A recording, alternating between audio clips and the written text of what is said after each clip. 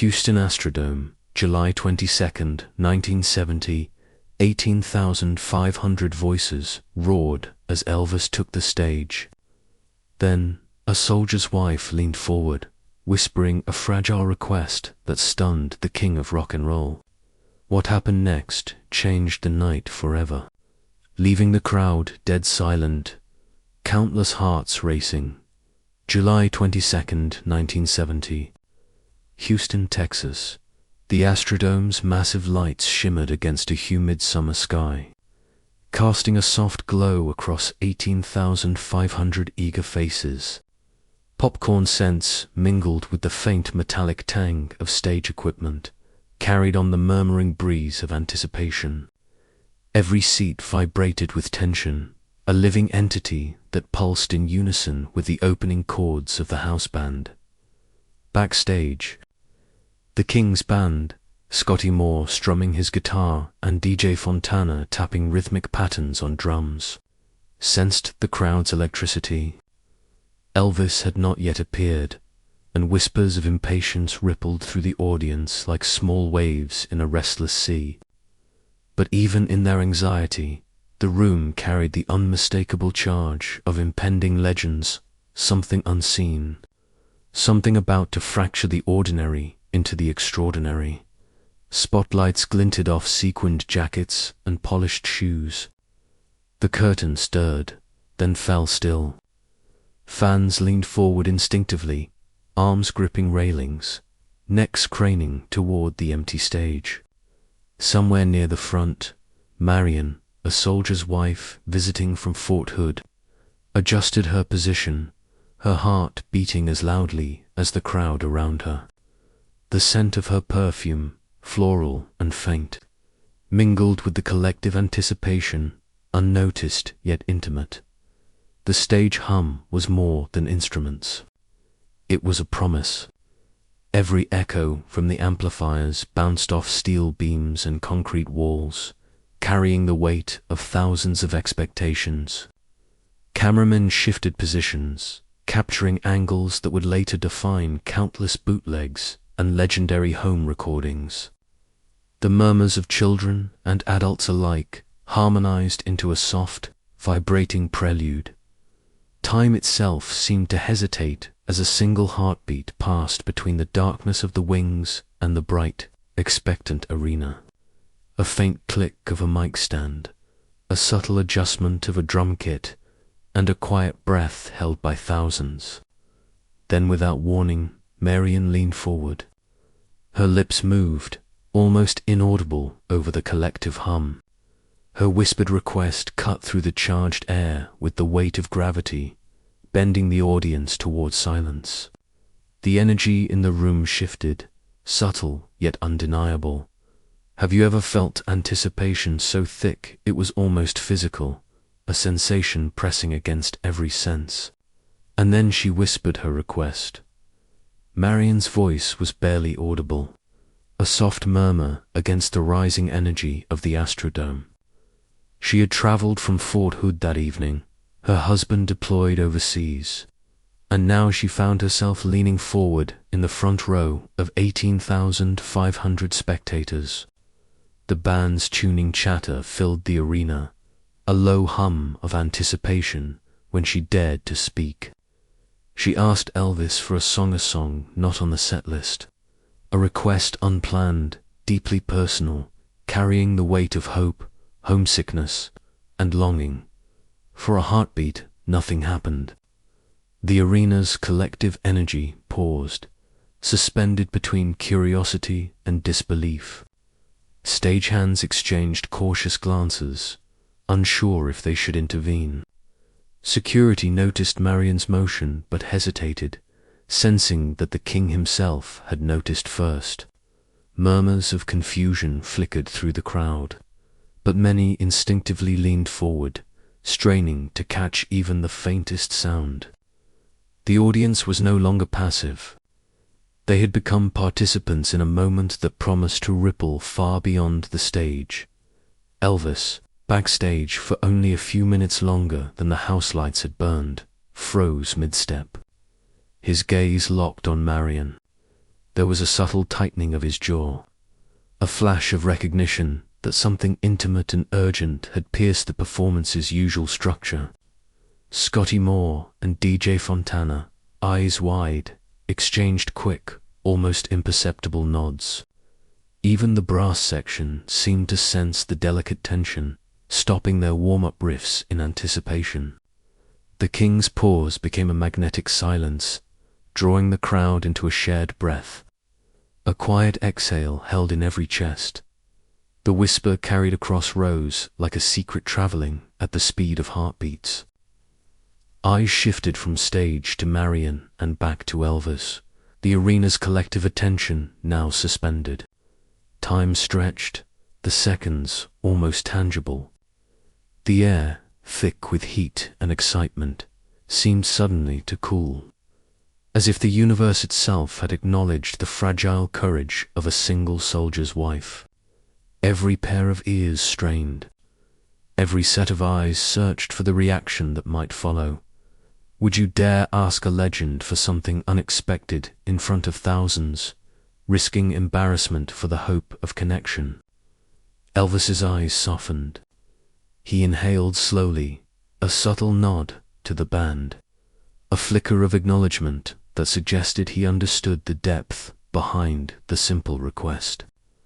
The murmurs of anticipation became almost a whisper themselves, fading under the invisible gravity of what was about to unfold.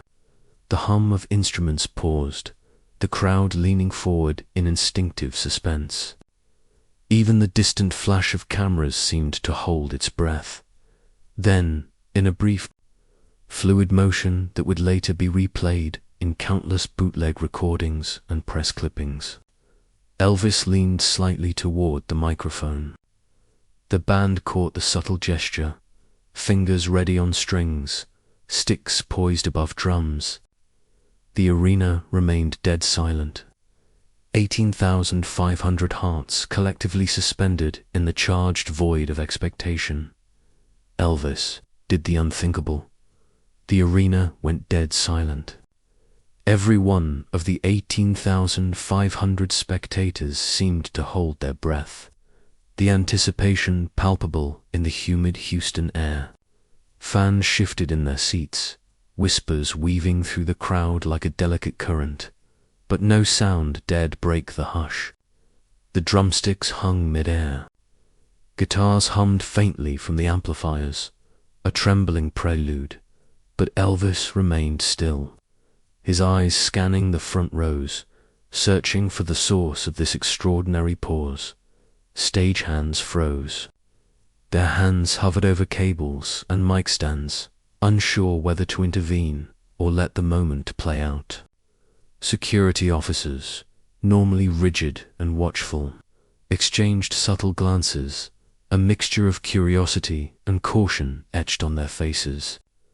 The king of rock and roll was at a crossroads. Continue with the planned performance or heed the whispered request that had rippled through the arena like a shockwave. Every eye in the Astrodome now watched him, the collective heartbeat of the crowd synchronized.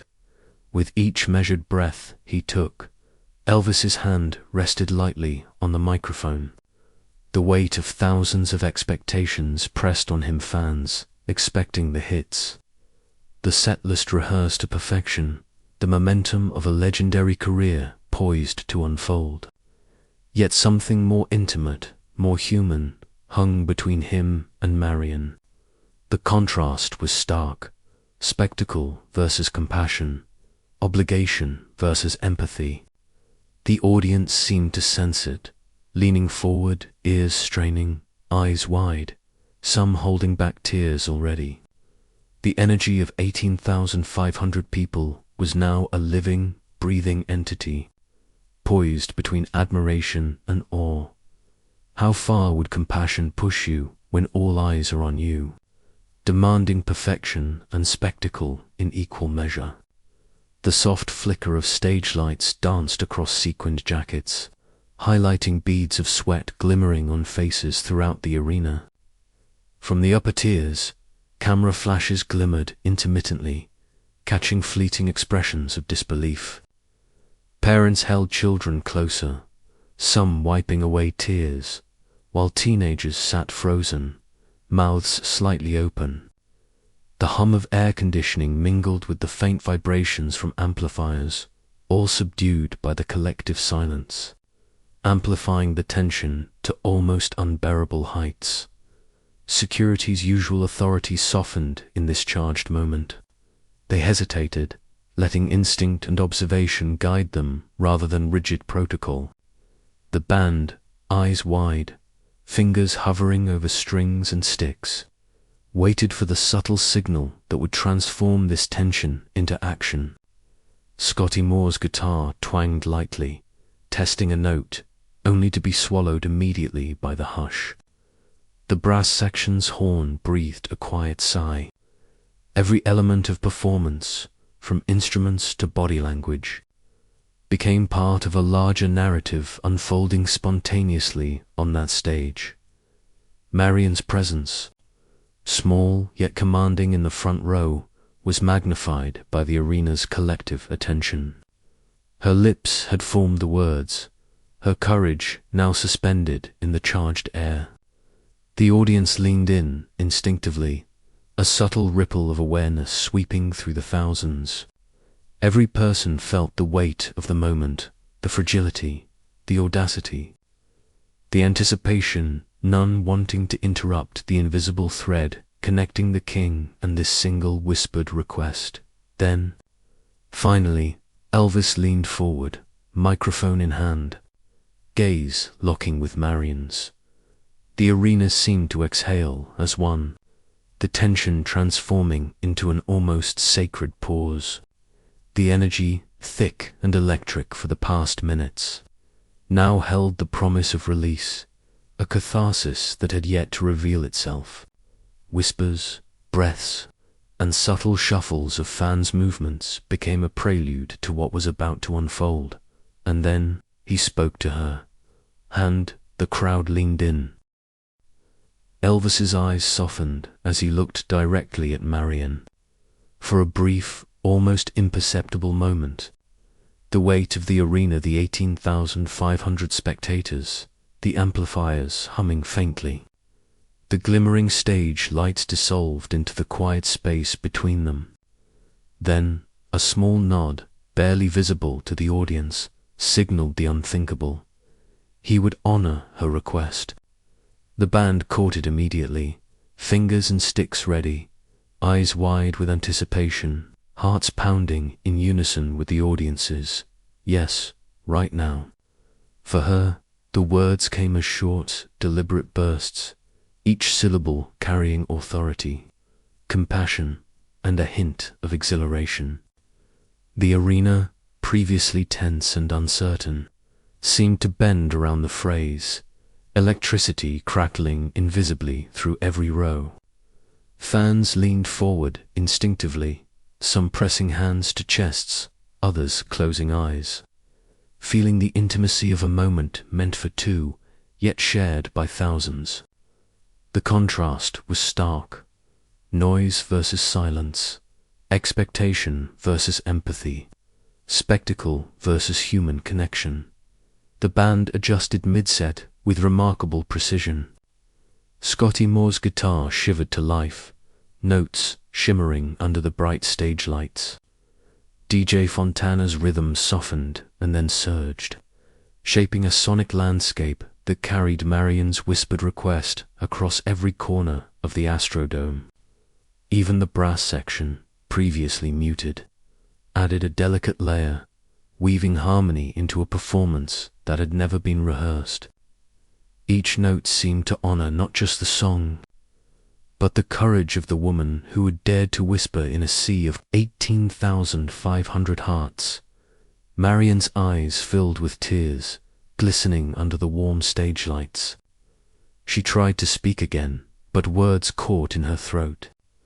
Around her, the crowd's reaction was subtle at first, a faint murmur of awe, a gentle shuffling of feet, then swelling into spontaneous applause.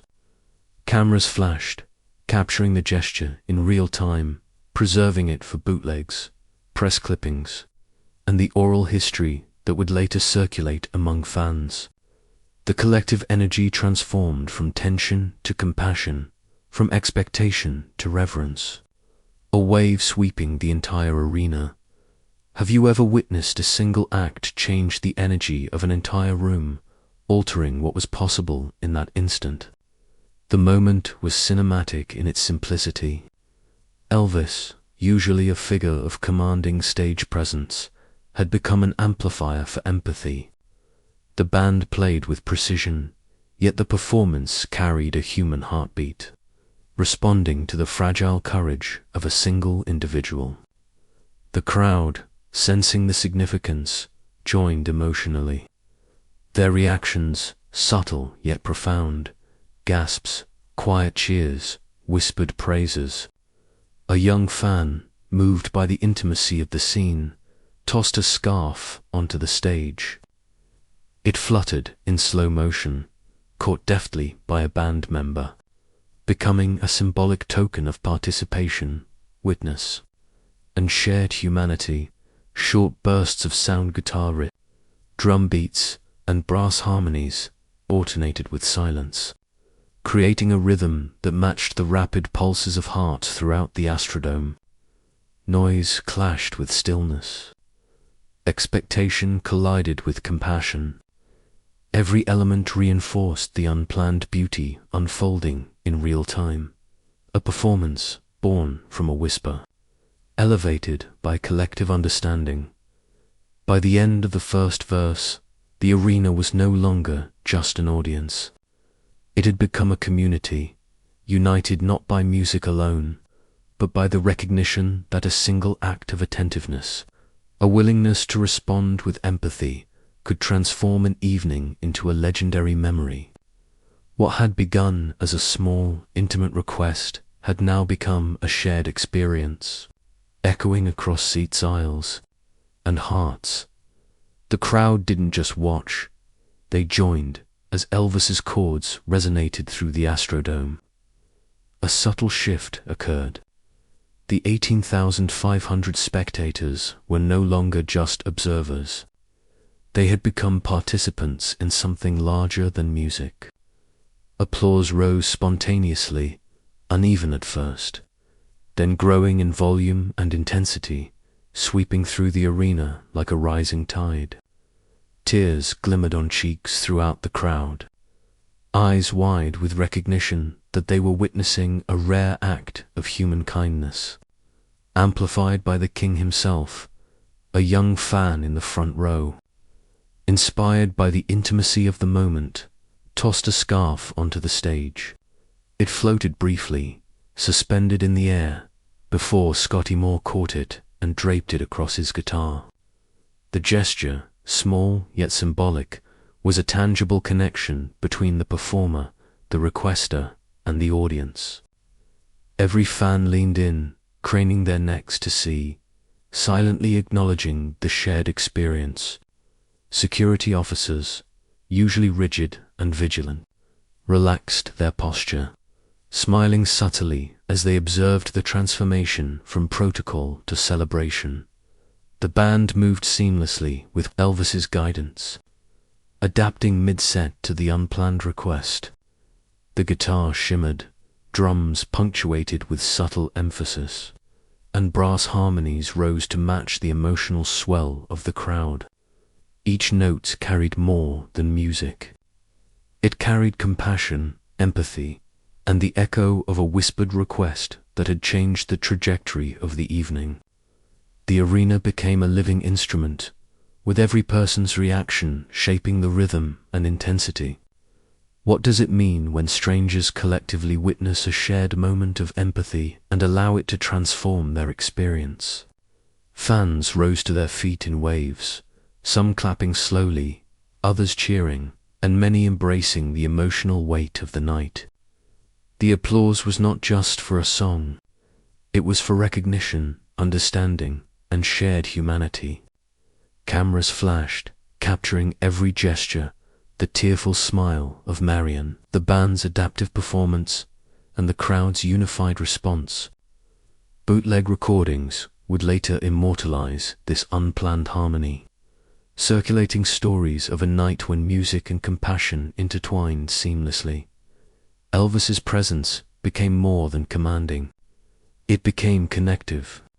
He moved across the stage with deliberate attention to the crowd, nodding, smiling, and occasionally making eye contact with individuals who had contributed small acts of participation.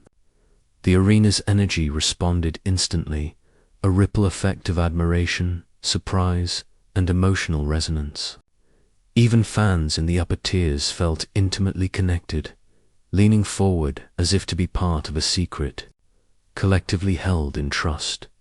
The Astrodome, in that charged moment, transformed from a venue of performance into a sanctuary of shared experience. Hearts aligned, voices harmonized, and the boundaries between performer and audience blurred. Compassion had become tangible, visible in gestures as small as a tossed scarf or as grand as collective applause.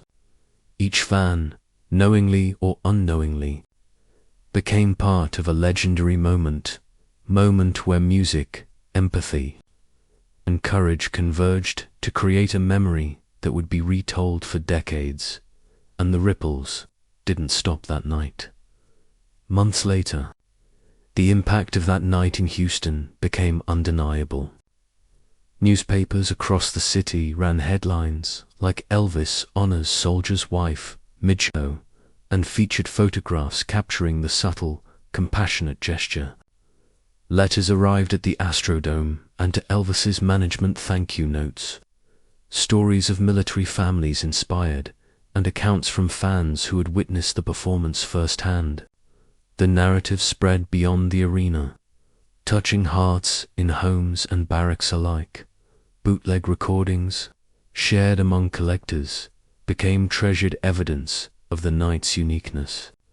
Every faint note of the band adjusting mid-set, every ripple of audience reaction, every hushed gasp from the crowd carried forward in time. Fans debated the spontaneity of Elvis's decision, marveling at his willingness to step off the script and honor a single voice in a sea of 18,500 people. In the months that followed, this story inspired small gestures of compassion in countless communities, rippling outward like invisible waves. Fort Hood, where Marion's husband served, commemorated the moment. A plaque, simple yet poignant, read, "In honor of Elvis Houston Miracle, 1970, reminding us that small acts of compassion echo across time." Military families shared the story in newsletters, and charitable donations increased, inspired by the example of empathy and attention Elvis had demonstrated. What had begun as a whispered request had become a blueprint for human connection and unplanned legacy that no tours, schedule or set list could have anticipated. How do one small act and a whisper echo across decades, transforming lives far beyond the moment itself? The story reached beyond Houston. Fans who had recorded snippets passed them along, and soon the tale circulated nationally. Teenagers, soldiers, and music enthusiasts alike shared anecdotes of the evening, often punctuated with phrases like "the arena went dead silent" or "what happened next changed forever." Music historians would later cite the Houston concert as a turning point, not only in the city's cultural memory, but in the way Elvis's performances were perceived, not just as concerts, but as opportunities to embody empathy. Even today, the gesture remains iconic. Bootleg tapes, newspaper clippings, and stories in fan memoirs ensure that Marion's whispered request and Elvis's compassionate response transcend generations. The ripples of that night extend far beyond the original 18,500 witnesses, reminding us that moments of kindness and courage can ripple outward, shaping legacies in ways that set lists, accolades, or charts never could. A whisper can move a legend. In Houston, July 22, 1970, it moved Elvis Presley and, through him, 18,500 hearts. Marion's simple, fragile request reminded the world that behind the glitz, sequins, and spotlight, empathy can be louder than any guitar riff or thunderous applause. The arena that night became more than a concert hall. It became a crucible for shared humanity, a space where compassion and courage intertwined to create something timeless. Elvis didn't merely perform music, he performed empathy. His choice to honor a single voice, to adapt mid-performance, was an act of moral artistry. The band followed instinctively, translating the quiet miracle into chords and harmonies that echoed through every row. The audience responded instinctively. Applause, tears, murmurs of admiration. Strangers became a community. A night once scheduled for entertainment became a living lesson in presence, responsiveness, and heart. When was the last time a small act of kindness transformed the energy of everyone around you? The moral extends beyond Marion, beyond Elvis, beyond the stage. It lives in the recognition that every person has the power to effect change, sometimes in ways that cannot be anticipated or scripted. One whispered request, met with courage and compassion, rippled outward through bootleg tapes, press clippings, commemorative plaques at Fort Hood, and the countless retellings in fan memoirs. Each retelling carries the same quiet lesson: noticing another, choosing empathy over routine, can create legacies far larger than any set list or stadium. In a world that often prioritizes spectacle, speed, and achievement, this moment serves as a reminder to slow down, listen, and act with humanity. A gesture of attention, no matter how small, can alter the energy of a room, change a life, or inspire thousands to reflect, to act, and to carry forward compassion. The ripple from a whispered request in Houston continues to inspire because it speaks to something essential: the extraordinary power of ordinary people recognizing each other.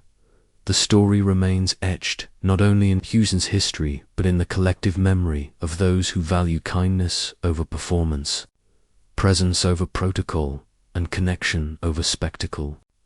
What started as a whisper became a song, a legacy, a shared heartbeat across decades. Compassion, as demonstrated that night, doesn't just make a moment, it transforms it, allowing it to endure far beyond the lights, the sequins, and the applause.